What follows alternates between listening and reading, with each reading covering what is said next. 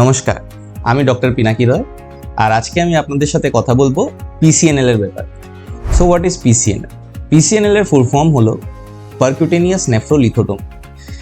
এটা হলো একটা অপারেশন যেটা দিয়ে কিডনি স্টোনসকে আমরা বের করি।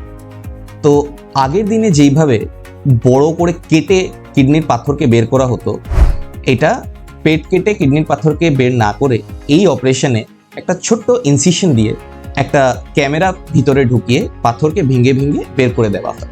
তাই আপনাদের পরিবারে বা আপনাদের কাউ যদি পিসিএনএল অপারেশন হচ্ছে, তাই আমি আজকে এসেছি আপনাদেরকে এই অপারেশনের ব্যাপারে কিছু বেসিক স্টেপস বুঝাবার জন্য, যাতে আপনারা অপারেশনের ব্যাপারে জানতে পারেন।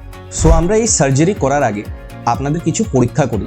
এই পরীক্ষাগুলি থাকে রক্ত পরীক্ষা, পেচ্ছাপ পরীক্ষা, বুকের এক্সরে, আলট্রাসোনোগ্রাফি আর সিটি স্ক্যান।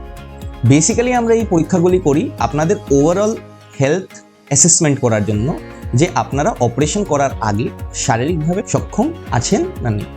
সাধারণত আমরা অপারেশনের আগে 6 ঘন্টা আগে আপনাদেরকে কোনো ধরনের খাবার এবং জল টোটালি বন্ধ করতে বলে দিই।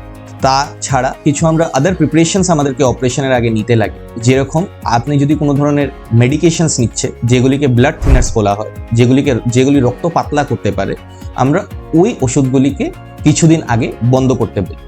বাকি আপনাদের সুগার বা প্রেশারের ওষুধ যেরকম চলছে ওরকমই চলবে, ওগুলিতে কোনো জেনারেলি চেঞ্জেস আসে না। বেসিক অপারেশনের আগে এই প্রিপারেশনস নেওয়া হয়।